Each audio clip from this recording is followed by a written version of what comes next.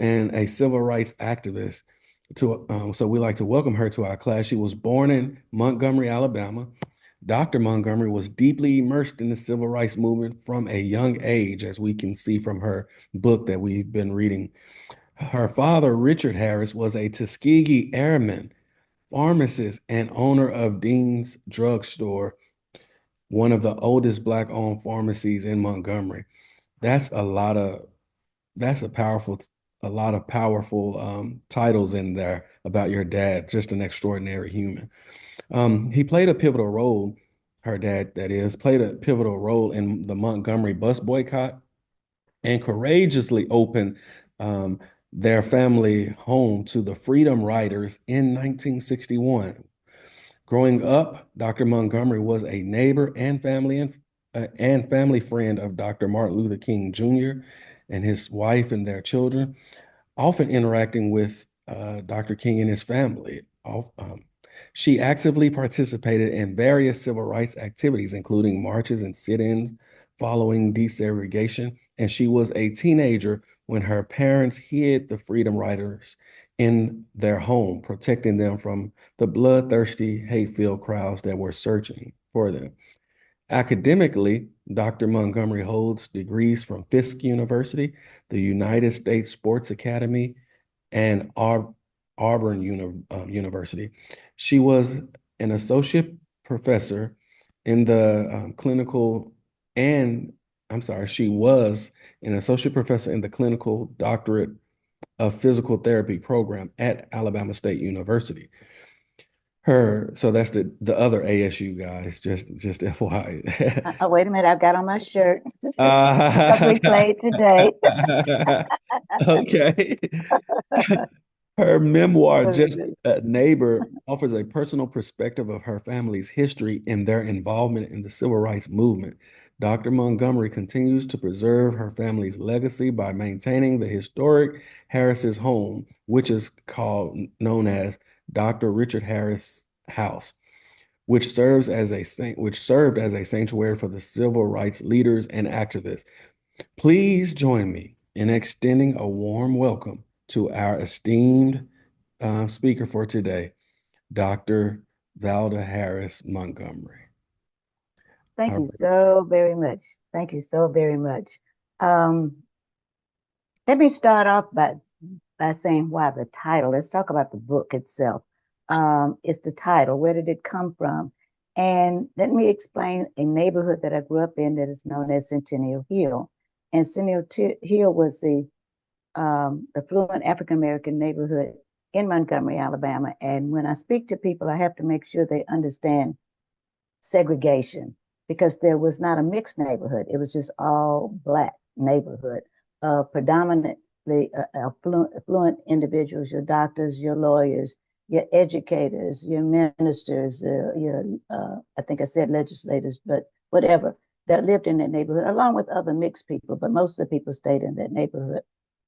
And it was my grandfather, no, excuse me, my great grandfather, John W. Jones, William Jones, uh, who came from Lowndes County. He was an Alabama state senator during the Reconstruction period. And if you all have studied Reconstruction at all, you know that's a big deal for a Black person to be in the legislature, to be a politician. But he also acquired a certain amount of wealth, and we don't know where that wealth came from. But when he came to the area of Centennial Hill, he was one of the first residents and bought a large amount of that property in that area. And when I mentioned the fact that you had your doctors, lawyers, etc., we also had our ministers there. So the Dexter Avenue Baptist Church, it was no surprise that they would build the minister's home or the parsonage in that neighborhood, which happened to be 2 doors down from where I lived and where I grew up, where our family home was. So anybody that was assigned to be the minister of that church lived in that house. And when I was a very little girl, it was Reverend Vernon Johns. If you haven't read about him, you need to read about him, and also to look at the movie. Look at the movie with James Earl Jones. Gives you at least some type of background of who Vernon Johns was. He was a predecessor of King, but nonetheless, when he left, the newlywed couple. Understand, I didn't say family. the newlywed couple moved into that house, which was Martin Luther King and his wife, Coretta. He was not Dr. King yet because he was in Montgomery, and he used Alabama State to complete his dissertation, but no children were born yet. But because of that closeness of our families and him living literally down the street, we would always have children or people to ask her, Martin Luther King lived down the street. What was it like? What was it like to grow up in that neighborhood with him being down the street and this? And so because we were all so close, we being my siblings and even my mom, we would just shrug our shoulders and say to us, he was just a neighbor. So that's how the title of the book came about. But the other focus of the book was to make sure that I explain to children, explain to everyone what the effects of children during that time period, because nobody ever asked that. And as I tell my story, you'll see, or even as you've read, you'll see how I'm growing up with the movement. And the case in point, let me back up, because if you're readers, I always tell people, read the preface of your books, because that tells you why the author wrote the book in the first place. And for me, it was one incident in particular when my sister and I were invited during Black History Month to go and speak to a group of fourth graders. And the teacher had already prepared them that they grew up down the street from Martin Luther King and this, that, and the other, blah, blah, blah. And so when the time came for the question and answer, the little fourth grade girl raised her hand and she said, did you really live down the street from Martin Luther King? I said, yes, I did. She said, did you know Harriet Tubman? And that's when I knew, oh no, let me put this in some perspective, because young people and some old ones will have a tendency to group the civil rights movement with slavery. And that was so much space in between that time. However, the function and the hatred and the fight for equality lasted all during that time period. So that's how the title came about, and that's where the impetus came for me to write about my experiences. And I purposely wrote it in the narrative form because I didn't want to take it away from the childlike remembrances that I had. But I was probably one of the few people, really, that I know of in Montgomery that experienced the three major things that happened in Montgomery, which would include the Montgomery bus boycott and the Freedom Rides, and then the Selma to Montgomery March, and ultimately into college, which I won't talk about right now unless we have time later on, but I want to focus on this part first. But on that, mention the fact that the King family moved into our neighborhood, and they moved in September of 1954, and no children. But that following year of 1955, in November, their daughter was born, Yolanda. And 2 weeks later, December the 1st of 1955, everybody now should know what happens. And if I were really talking to you as part of a group, and I think that I would challenge you to answer what happened on December 1st, Can we ask? 1955. Huh? Can we ask the class right now what We happened sure can. on December 1st, 1955? Anybody know? In Montgomery, Alabama, In Montgomery. involving civil rights. Yes. And if you don't know, you need to take the class over again. Anybody know Anybody? what happened? You could type it, you can unmute. What happened on December 1st, 1955 in Montgomery, Alabama? I know someone knows. Oh, somebody said Rosa Parks. Okay, that's good. That's a start. What did she do? Because of her, what happened? So yes, Rosa Parks, but because of what she did, what did that spark? Yes, she Yes. okay, here. There we go. There we go. The bus boycott, the Montgomery bus boycott. But does anybody else know what fabulous event also happened on that day? I don't know if you read your book. Let's see if they read. Yeah, yeah, there you go. Yes. Thank you, thank you, thank you, thank you. It was my birthday, and it was my eighth birthday. And the reason that I stress that, and I really like to share that, and I do this with just about all of the groups, is because I want you to see at 8 years old was actually the day that that day was the day that I started becoming a civil rights activist of some sort or being involved with the civil rights movement. And I actually thought that the adults that were chattering about Rosa Parks, I thought they were planning this birthday party for me because I was turning 8. And so that's how innocent I was. But no, it was not about me. It was not the birth of me. It was the birth of the modern civil rights movement. And that December the 5th, that Monday, when it was already decided that they were not going to ride the bus in our neighborhood that morning, early in the morning, everybody was out on their porch to watch to see the buses go up and down the street or go past.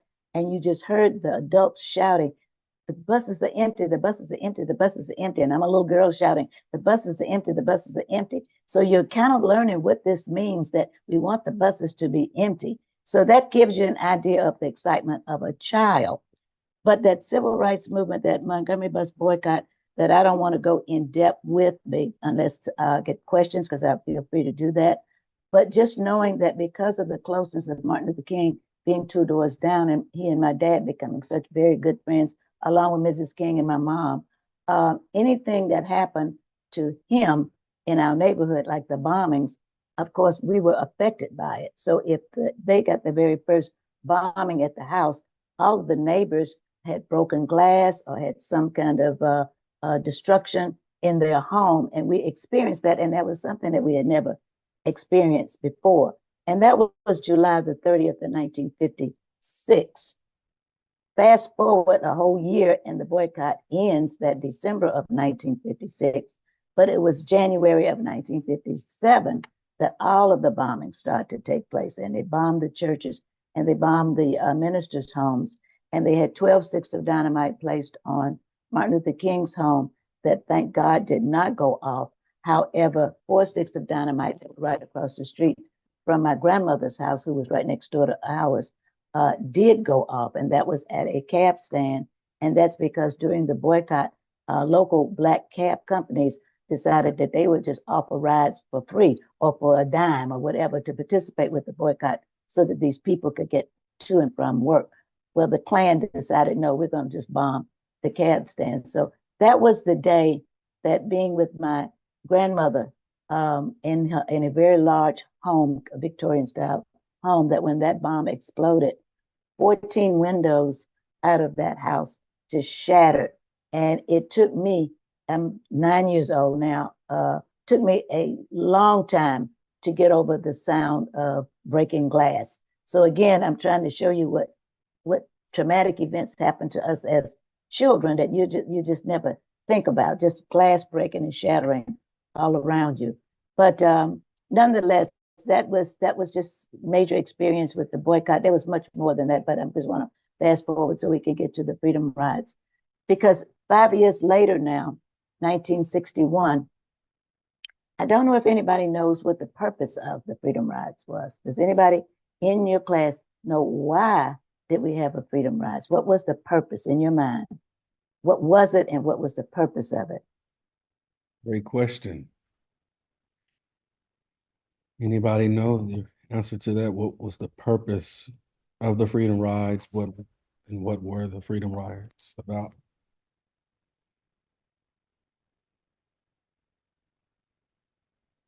Anybody at all? Okay, it was about testing already established laws that said that you can ride the bus throughout the states for interstate travel. That means Greyhound and Trailways, and be able to ride together, to go to the bathroom, to go to the lunch counter, to all the above. The federal laws were already in place and they were testing those laws. Now, if you were in Montgomery and you were getting this talk, but I'll mention it now, I always stress the fact that there were 2 bus stories in Montgomery, and people have a tendency to think they were both the same thing. But the Montgomery bus boycott was about desegregation, and that was a local bus line. You fast forward 5 years, now we're talking about 1961, and we are talking about interstate travel and the bus lines being Greyhound and Trailways mainly, to be able to do that, and testing the laws. It was not about desegregation. We already have the laws that we can desegregate. You had a question? Yes, so just Yep. to reiterate for the students, something we've been talking about, this is Hmm. not David Henry's Thoreau's civil disobedience. The first one was the Montgomery bus boycott when they decided to not cooperate in the evil system of sitting in the back of the bus no longer. They would do that after Rosa Parks. That was civil disobedience. So they refused to ride the bus. But however, fast forward to 1961, this was freedom rides was not civil disobedience because it was by law that they should be able to interstate travel in diverse groups with integrated groups. So they were just testing the laws that was already written. So this is not civil disobedience. Great point. Great point. The Freedom Riders were a group of people, a group of students, basically, with the goal to go from Washington, D.C. and travel to New Orleans without any incident. And I want you to also know that this was not a Martin Luther King project. This was an initiative of James Farmer with CORE, Congress of Racial Equality. And they started out, as I said, out of Washington with the intent to go to New Orleans. I believe there were 13 or 16 of them on the bus. I can't remember the exact number. But that was the group that managed to make it through with resistance, some resistance, but until they got to Anniston, Alabama, and that Greyhound bus was firebombed. And I mentioned that one because anytime you're going in, on Google, as many of you probably do, and you do images, you'll see the Greyhound bus that was firebombed. And they were told to let's end this. It's too dangerous. It's unsafe. We're not going to continue with this ride. However, the group out of Nashville, Tennessee, Diane Nash and John Lewis and Bernard Lafayette and all that group that had already been trained in the nonviolent method, decided, no, we're going to pick it up and we're going to go try to carry on this ride as much as we possibly can. So they signed their wills. Now, mind you, the ages of these students are between 18 and 22. So let that sink in to see, would you be willing to do this? To sign your wills and to get on the bus for freedom and for justice and to continue with this ride. And they managed to make it to Birmingham and met resistance in Birmingham. They lost the bus driver because he just said, no, I'm not doing this anymore. They found somebody that was willing to continue with the ride with the understanding from our governor at that time, which was Governor Patterson, that we'll provide you with safety. And also from our police commissioner in Montgomery, because that was the next destination, Montgomery, that we'll have police presence when you get into Montgomery. Of course, that did not happen. They had security on the ride from Birmingham to Montgomery, which is about 90 miles. And mind you, this is not interstate, so you have to think in terms of old pathways, old highways. And when they got into Montgomery, in the wee hours of the, it's about 6 or 7 o'clock that morning in downtown, as John Lewis said, it felt very eerie because they're coming into town and there was nobody to be seen. There were no policemen, there were no cars moving. It's very eerily quiet. They pull into the Greyhound bus station, and as soon as those doors opened and they started to board that bus, this mob of white supremacists, male and female, and some even little children, but definitely the number count has been the hundreds. Some people have even recorded as being 1,000 that came out beating these people that got off the bus. And we stress that word beating because as you do your readings, very rarely are you going to hear about a stabbing or a shooting. It was something, pick up any object you can find and just beat. You just wanted to just beat them to death if you could possibly do that. And the women had emptied their purses and filled them with rocks so that they can continue with the beating process as well. The students and the people managed to disperse, the Freedom Riders managed to disperse. Oh, let me back up a little bit because you notice I said the police was supposed to protect them, but the police commissioner was a Klansman and he had told his police officers that I'll give you 20 minutes to do whatever it is you want to do before we act. And that's why they had that clearance to just beat without any interruption or any protection. But as I said, the students were able to disperse and regroup back together again at Reverend Abernathy's First Baptist Church for a pre-scheduled mass meeting. And while they're in the church, along with the leaders and along with 1,500 of the congregants that were there for the meeting, the mob surrounds the church and breaks the stained glass windows and set fire bombs out into the cars outside, sniper fire into the neighborhood, tear gas is seeping into the church. And Martin Luther King goes into the basement and makes a contact with our Attorney General at the time, which was Robert Kennedy, and to ask him to please activate the National Guard or something to help to get these people out of the church because technically they were being held hostage. And the National Guard came in the wee hours of the morning, probably about 3 o'clock, 4 o'clock in that morning, loads the Freedom Riders onto the National Guard trucks and brings them to our house at 4 o'clock in the morning. I was 13 years old, and you really need to be in the house so you can see the visual of what I'm pointing to. But I was 13 years old, standing in a room near the kitchen and watching them come down the hallway, bloody, battered, and beaten John Lewis with a bandage on the back of his head. And our kitchen is set up almost like a restaurant with stools at a counter. And one of the riders sat on the stool and literally just collapsed off of that stool from fatigue. And the way they operated was once they found the safe house, they communicated with others to tell them where they were, and the number count continued to grow. Well, the number count included more participants from, say, Birmingham and Atlanta and New Orleans and locally, so that you had a larger count that's coming in to strategize, because these young other people wanted to join the movement to go to Jackson, Mississippi. The leaders that were there would include, of course, Martin Luther King, Joseph Lowery, James Farmer, Abernathy, Fred Shuttlesworth, C.T. Vivian, Y.T. Walker.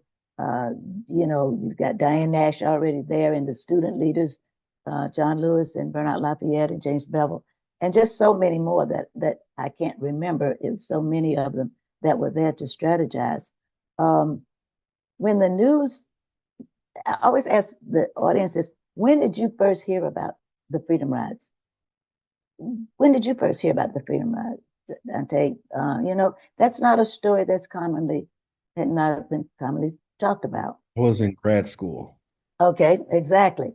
And so when they started talking about it, more than likely it's because John Lewis is now a congressperson. This is my theory. John Lewis is now a congressperson. They know about his participation in Selma, but now they're finding out, no, you did something before Selma. This was the Freedom Rides, and you were beaten during that time frame. So now the chatter is about that. The write-ups are about that. Books are being written, documentaries and all the above. So some friends of mine made the comment. They said, wait a minute, did you know the Freedom Riders were in Montgomery? I said, yes, my sister and I, we knew. And we said, because they stayed with us. And now the comment was always, that's impossible. You all couldn't have kept all of those people and fed them and did this, and they bathed and all. And they said, yeah, it was quite quick, quite easy to do, because my dad had remodeled the house the way that it is now. At the same time, he remodeled his drugstore and shut down his lunch counter. And all the fixtures from the lunch counter came into the house. So if you were to come visit, you would see that the kitchen has a counter with 8 stools to it. We have the grill, we have the Coca-Cola box, we have everything that was very ample to feed them. And my uncle had a restaurant, so it was very easy to feed them. But also upstairs was an extremely large room that was not carpeted. There was no furniture really in there.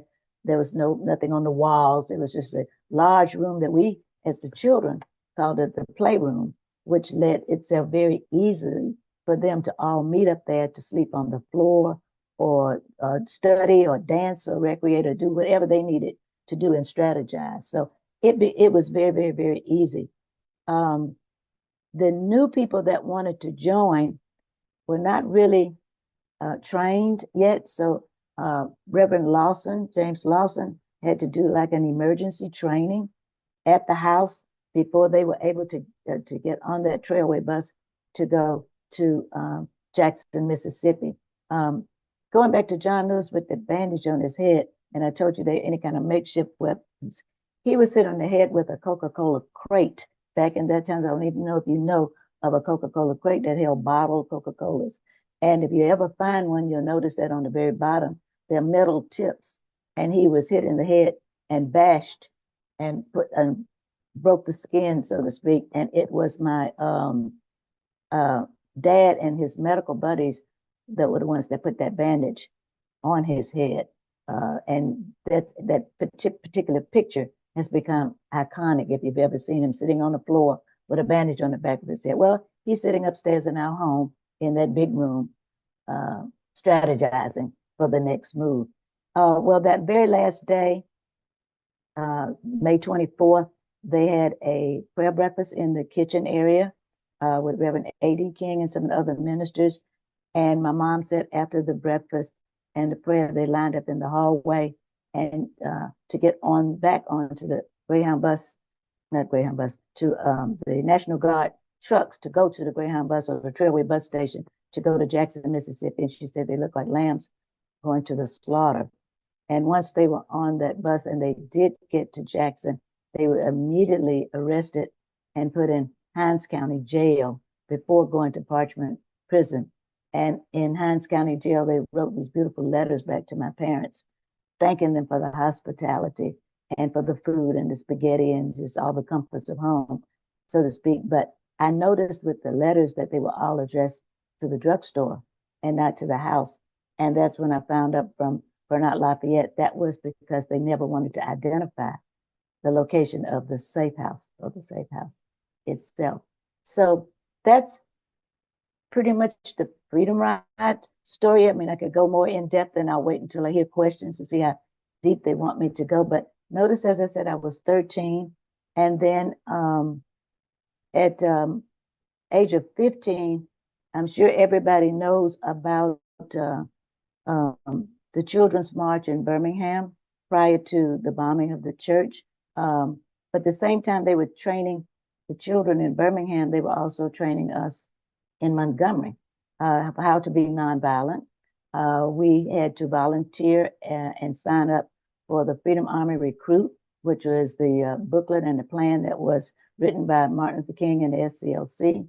And it was like we went to sessions after school, much like you go to piano practice or football practice or whatever. This was where we went after school for training sessions. And people often ask, well, what did the training consist of? I said, well, they taught you how to go to jail and how to go to prison. It taught you something as simple as how many abreast on a street, a sidewalk, rather, you could walk. So let's say that me and another person wanted to walk, and a friend of ours who would make three said, I think I'll join my friends. We'd have to tap that person and say no, because with three abreast, that means we're violating the law, and that gave them reason now to attack us.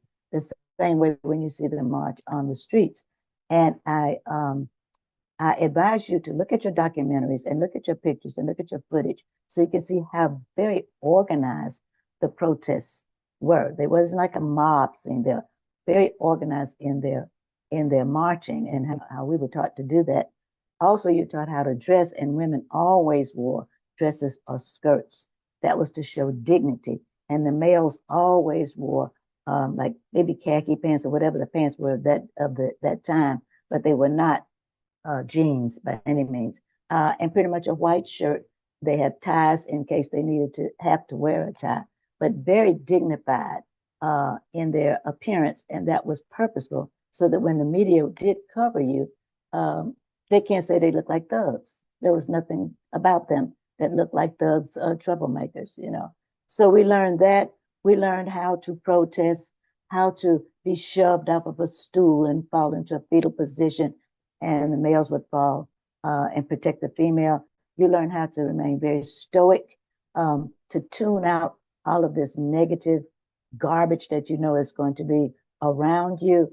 And I often use when I'm talking to students particularly, I said, picture that basketball player that's at the championship game. There's only a second left, and he's got the ball at the free throw line. It's either make or break.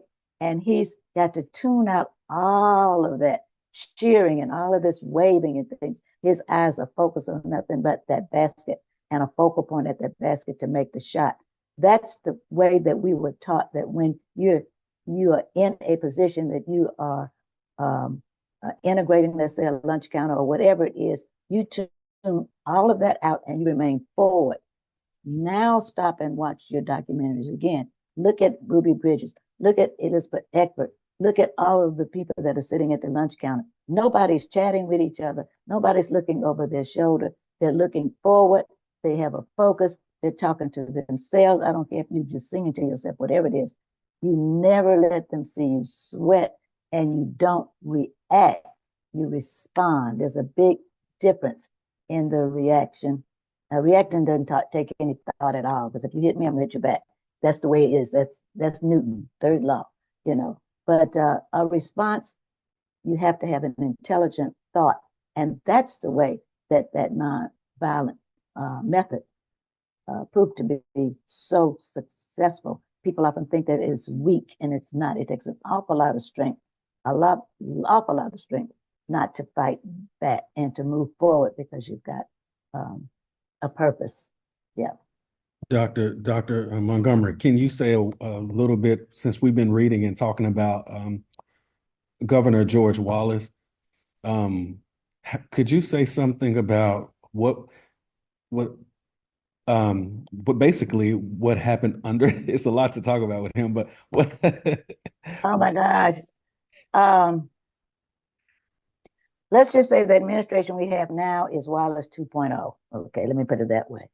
Wallace, we already know what we're going to do. We know anytime that you can use your inauguration speech, this is George Wallace now, get on the steps of the Capitol, and your inauguration speech is segregation today, segregation tomorrow, segregation forever. Okay, that was him. Anybody can stand in a doorway of the University of Alabama to prevent you from walking in this building, just walking in the building. You're determined that you're not going to do that. Uh, Also, the same way that he did at the schools in elementary, I think it was elementary schools, but whatever it is, it was not high school, I don't think. In Tuskegee, when it was allowed that we could have integrated schools, he stood in the doorways there to stop that. He was so anti all of it. And living under him was, to me, unbearable. It just really was unbearable. We just knew the hatred it was built. So he was so hate filled in what he did. At the same time, you would hear a lot of people saying, well, he was a good politician and this is what he did to get political. I can't get over what you did, because you kill people are dead because of you. And there's so many things that I was not able to do because of you, the barriers that you put in place that I'm growing up with. Because the first time I even had the opportunity to say be in a um, anywhere it with white or experience anything with white people in an integrated set, I was 21 years old. Okay. So it is just not something that happened for me. So you see, I started 8 years old. Now I'm 21, still fighting that fight. And even though we had the right, the laws were passed in 64, 65 when I was 17, 18 in Alabama, that meant nothing. You still could not go to these different places, even though we know how to go. So we were going anyway because we know the treatment we're going to get. But it's like, okay, we already trained to do this. We're going to sit here, or I'm going to watch this movie, or I'm going to go to this bathroom, or whatever. And I dare you to say anything to me. That's your mindset, by now. But yeah, I think that my personal thought, and as well as some of my other uh, peers, also think that if he not been shot, then we would have had this kind of scenario as a president. Had he been elected president back in the 70s, we would be still going through this same thing. do you know how it's possible? Because this was some of the questions that arose when we read or learned more about him. How was it possible for him to be reelected again and again? You can ask the question today. So True. it's the same. Um, he wasn't elected by our population, I don't think. Now, here again, now let me be fair, because after he was shot, um, he changed mentally, I think, because you are now dependent on a lot of people. And as they said, he was in that hospital bed, and I think he just had a reflection of his life. Because after that, as far as us as teachers were concerned, I mean, looked like everything was coming our way. Everything was coming our way. And so they knew he was a good um, politician. Okay, so you weren't going to have to question that. You just questioned his methods of what he was trying to politicize. And so when he got, as I said, back in the 70s and the 80s, and he ran again from a wheelchair, by now your attitude has changed. You are apologizing continuously. Uh, you are dependent. You know what it means to be dependent on someone because you absolutely cannot do anything that somebody pushes you, and you're in constant pain. So you see what I'm saying? It was one of those kinds of things. And because of us, a lot of the advancements in our educational public school systems were were improved a great deal. We also, because of the ADA, when I say ADA, I'm talking about the American Disabilities Act. So now you've got wheelchair ramps. So you've got all these kinds of things because he's got to get around as the governor, you see. So that's why he was probably elected a second time, because of the fact that now you've got a lot of the teachers that are voting for you because you're giving us some good things. Now, whether they liked him or not, I can't honestly say. If hearts changed, I don't know. But if you're giving us this and we need it, we'll take it. Yeah, yeah, that makes sense. Mm-hmm. This is Q&A time, and I see one question already. Was there much of a difference during the 15 months Lurleen Wallace was governor, or was like pretty much the same? The same, because he was operating through her. Okay. He could not run, and so he ran her and to put in her place. There was nothing that I can remember that she did that would have been any different from him. He dictated her whole governorship. Okay. And then she died of cancer, and that freed him up to continue. Mm-hmm. How did growing up in that house at the time shape your values, ambitions, and overall identity? That's a great question. And I was just growing up like everybody else. Um, if I'm looking back on it and trying to really conjure up a good answer for you that would be fair, I would have to say it was watching my mom and dad, watching the friends, watching the people that constantly came in and out of our house, which were their peers, who were all educated people. They were all professional people, pretty much they came in. So you saw that, and being in Montgomery, and being literally like 3 blocks away from a college campus, we were exposed to so much of the culture and plays, and we didn't want for anything. We really didn't. And then going to the schools, like we were able to go to private schools and things, um, that helped a lot. But that did not necessarily mean that you were better than, because it was not a socioeconomic battle. It was a battle for race. It was a race battle, black and white. Um, Having money or so, or well being of means, did not get you a seat on the bus. It did not get you a drink from a water fountain or a seat in a movie theater or anything like that. So everybody really was friends and on the same accord. But the people that we saw were great role models. So I would have to say that, yeah. Okay. We have several more questions. And if you want Okay. to unmute yourself and ask your question, that's totally fine as well. I'm going to read this one. How did growing up, oh, I just read that. What are the lasting effects, both positive and negative, of witnessing the civil rights movement unfold around you as a child? Uh, Lasting Oh, effects. I know you mentioned the PTSD from Yeah, hearing. that's it. That's it. Uh, I know that internally it made me stronger.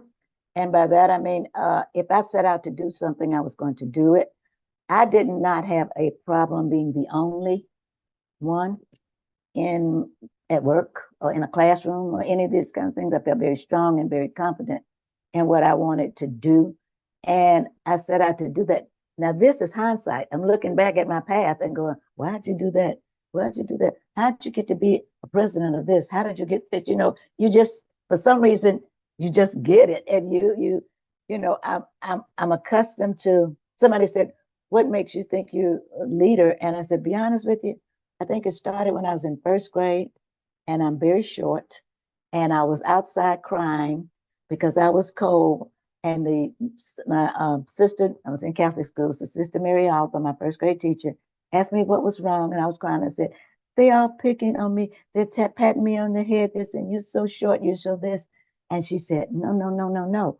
That's an attribute because everybody's going to recognize who you are. They're going to describe you as, you know, Valda, that short little girl, the one that this and the other.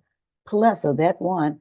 Plus that when you're short, you get to be first in line. You get to sit in front of in a classroom. You get to sit in front when you get ready to take a picture. So I was always accustomed to being in the front and being first. So it was no surprise that when somebody said, "Do you want to do something?" I said, "I'll do it. I'll do it." And then I wound up being student council president and then president of this, a leader of that. And um, I don't know what, I can't really say it was an intent. I just wound up doing it because I just felt that I could. Yeah. Do you have a favorite childhood memory, something beautiful this within or despite the situation? Of the civil rights movement. Well, Yeah. we grew up, had a very happy childhood, very happy childhood. As I grew up with the civil rights movement, like I said, becoming a teenager or more, and all your peers are with you. So when we're protesting, it was like fun at the time. It's like protest, hey, protest this afternoon. Okay, we're there. You didn't half the time you didn't know what you were protesting for, but you just knew that you were unified and there was that solidarity that was there. I think I really miss that more than anything, the solidarity of a people and a purpose. Mhm. Yes. That's beautiful. Mm-hmm. The next question says, these two can be together actually. What motivated you to publish your memoir, and what would you say is the main takeaway you want everybody to take away from your memoir? Um, the the reason I think I spoke about at the very beginning, what motivated me to do it, uh, be honest with you, all these memories were stuck in my head. And it's like every time I turned around, somebody was talking about Martin Luther King, or they were talking about Reverend Avenue, or they were talking about the bus boycott. And I'm going, well, wait a minute, we know these people, we know what we live this. We live this. And my sister and I used to talk about it all the time. So when I decided to write it, it was not about to be a Pulitzer Prize or even to make money or anything. It literally was cathartic to get all of this out of my head. And when you think about, um, let's say, Ruby Bridges, them going names that you may know, Ruby Bridges or Cheyenne Kreisberg or Carolyn Mama McKinstry, and all of us that were children during this civil rights movement. Some people ask, how did you survive? What do you do? And I said, we're all doing the same thing. We're talking like what I'm doing right now, sharing our stories. We all wrote books, and it was not about anything more than to make sure you see the story. So I would have to say the purpose was to share the story because it's something that needs to be shared, and really it's cathartic. It's good for us because we can't keep this pent up inside of us forever. We just can't. We Yes. just Was there a challenging part to writing those?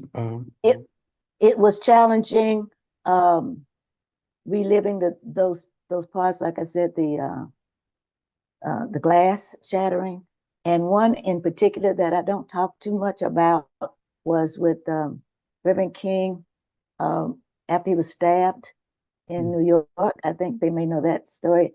I did not know that he was stabbed, and in 1959 at a book signing in New York by a mentally disturbed black female. I think her name was Azola Curry, I believe her name was. And anyway, he was stabbed with a letter opener, and the tip of the letter opener um, pierced his aorta, but it did not pierce it all the way because they said had he sneezed, it would have driven it right into the aorta and he would have bled out. But nonetheless, he was rushed to Harlem Hospital and, remained there for a while for recuperation. And then he was sent home to Montgomery to recuperate. Well, whenever he was at home, and I didn't know any of this, whenever he's at home, first thing I'm down, beeline down there to go down there to get a hug and a kiss like we always do, because he was like an uncle to us. And as soon as I rang the doorbell and he came to the door, and he had all of his gauze wrapped around him. And I was taken aback, and I was like, he said, "Come on here, sweetie. I'm okay. I'm okay. Come on, get my Miss Sugar, give me a hug." And it wasn't until later in life when I learned that story about the stabbing that it made that picture make sense. that you're at home. When I saw you, you had come home from being stabbed with the letter opener. And that visual of seeing him right now in that doorway with that gauze and that bandage, it gets to me. I don't know whether it's because it makes me see him vulnerable or what, but I know that when I went to Washington for the unveiling of the monument and I saw it, I just broke completely because I said, I didn't see this man that was standing like this. I saw the man in the doorway and I just cried my heart out. My daughters were just, they said, Mom, I don't know what's happening. I said, I don't either. I said, I can't take this. I can't take this. So yeah, there's certain times when it will do that to me. And singing We Shall Overcome will do it to me in a minute. Wow. Yeah. So there's Yeah. going to be one, I think one more question. And I actually have a question to go back to you visiting Dr. King's home. But this Okay. question says, were there moments where you felt the movement might not succeed, especially during George Wallace's time as governor? What kept you hopeful during that time? Solidarity and group. Mm. That absolutely it was because we were a group movement, we were always out there. Now we did have some friends that didn't participate. Their parents were extremely fearful for them, but there were a large number of us where they were like, I don't care, I'm going, and that's what we did, and a lot of us did anyway. My parents did not say no to me. They pushed, and I credit a lot of that to my dad when I mentioned him being a Tuskegee Airman. Um, all of the things he had to go through just to become a pilot, so, he already knew all of this and he participated very much into any of these kinds of things for right and wrong. He was a social justice man. And all of us are from Fisk University, which is the cradle of social justice, John Lewis and Diane Nash and all of that group. But Powerful. I would have to say, I don't think there was any time that made me want to give up. I think the bombings tried to deter us, and it seemed like any barrier that they put in our place, we managed to knock it down. And each time we did that, we got stronger and more forceful in our purpose. And the fact that so many people were coming from all over to join, you know what I mean? Especially with Selma, you saw how many people and of all colors and backgrounds and religious backgrounds and all to join. Once that movement was on a roll, because it got started in Montgomery, and then it just continued and just blossomed, really blossomed. The Freedom Rides, in fact, really blossomed when it got to Mississippi, when they got to Jackson, Mississippi. Well, what kind of advice would you give your 18-year-old self, um, or your teenage youth, your youthful self in the civil rights movement? Uh, I can't, that question always puzzles me because I can't say what I would say to myself because I think what I was supposed to do at 18, I did at 18. What would I say to an 18-year-old now?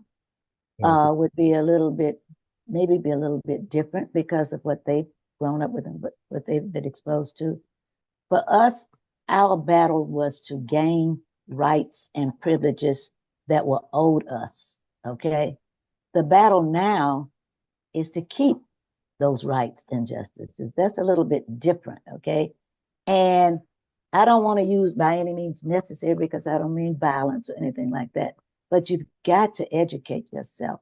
And I tell everybody that um, my favorite, and I'm hoping I'm speaking to your class because my favorite generation is Gen Z. I could just embrace y'all all Yeah. the way. Is that my Gen Zs? Are they here? Yep, yep. And mainly because people want to write you off, but I see that you got the same spirit that we as baby boomers and protesters have. And I was really turned on by David Hogg. That's what got to me first. The young man that was the Parkland shooting, and he was 17 years old, and he grabbed that microphone, and I said, he's going to be some. That's what I'm talking about. You got it. You got the spirit. And now he's up in Washington. So I see that same spirit in the Gen Zs. But as somebody had to tell me, yeah, but they're kind of separated. You got this group of Gen Zs that the power ones. These are the ones that want to just stay and enjoy themselves. So you all have to identify where you are. But I think you've got the greatest potential. You know how to, you're tech savvy. You're not going to tolerate anything that's wrong. That's what I've noticed, that you're very vocal, and which is very good. But you just make sure that you stay organized. That's the main thing. stay with like-minded people that are on the same page as you are, and that's how you advance yourself. Find a purpose and then advance yourself. And as I tell yourself, don't if you're feeling angry, don't use that word angry. Use the word passion because you don't want to lose that feeling.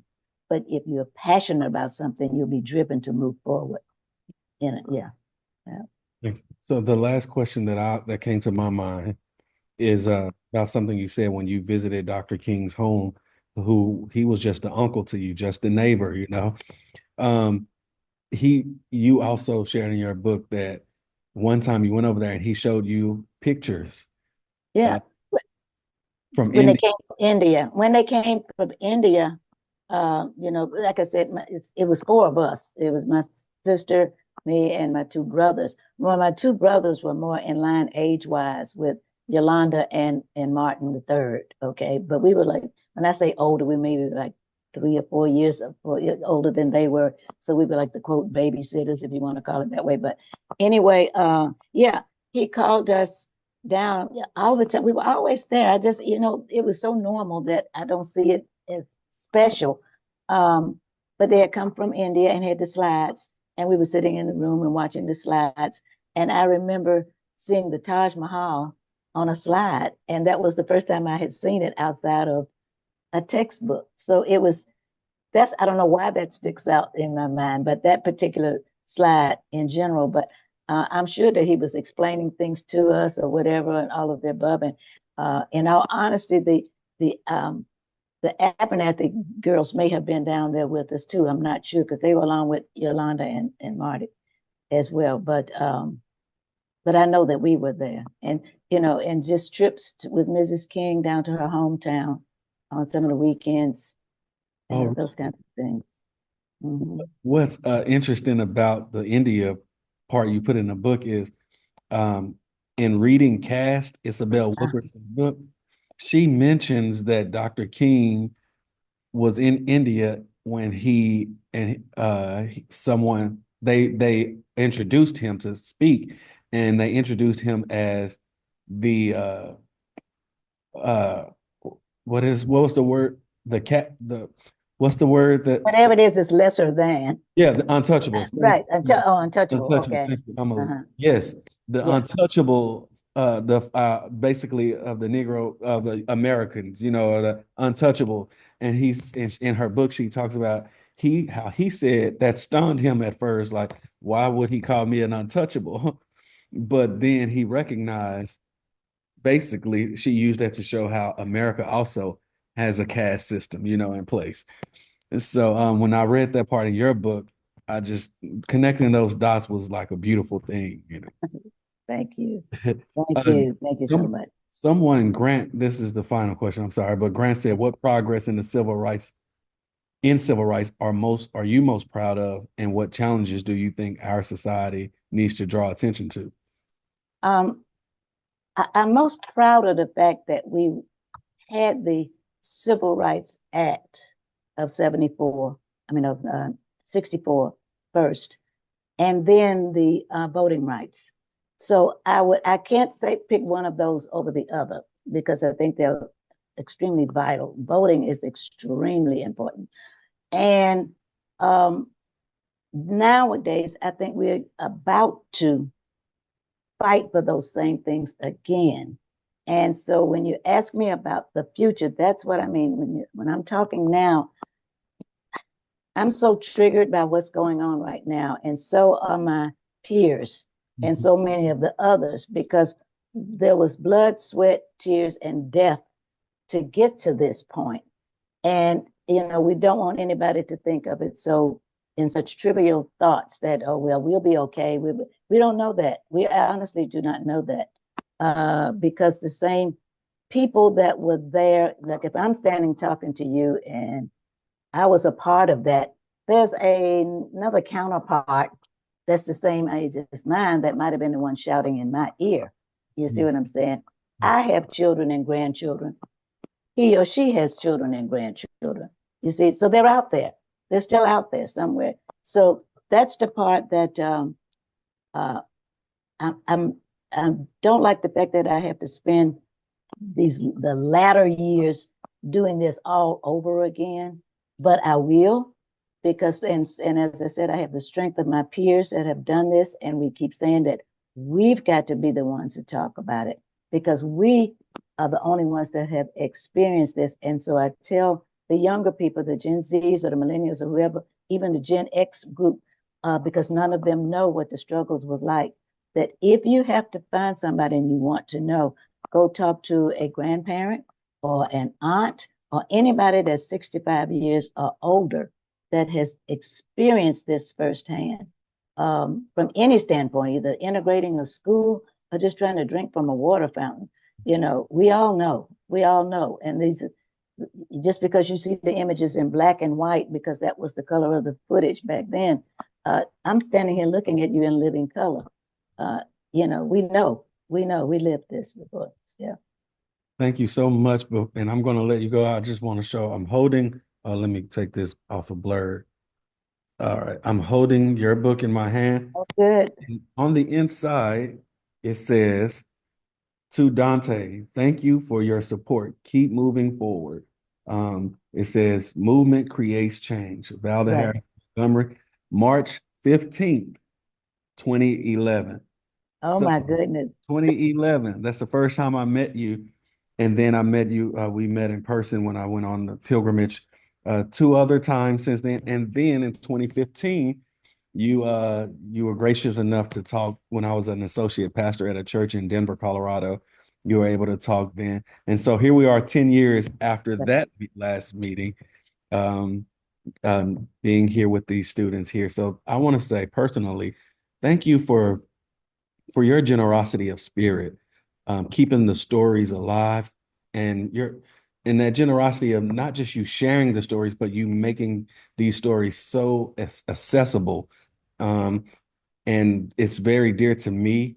And it's inspiring and encouraging. And I'm always grateful to you for your generosity of spirit, for spending an hour or so, whatever is needed, to talk to us. And just want to say thank you from the bottom of my heart. And I know I speak for the students in this class too, as they are saying in the chat. We all really appreciate you for taking the time to talk to our class. Well, thank you. Well, I just want to leave with that note that I just gave you. Um, Movement creates change. Mhm. Remember that. Yes, yes. Thank you so much, Dr. Montgomery. It's been such a pleasure hearing from you. Thank you. Our Thank you. class, I'll text you or be in touch with you after everything after today, and Okay. in we'll be in touch soon. Okay. I'm looking at the things. All right, I'm gonna leave now. All right. Goodbye. Bye. All right, everyone. So we just had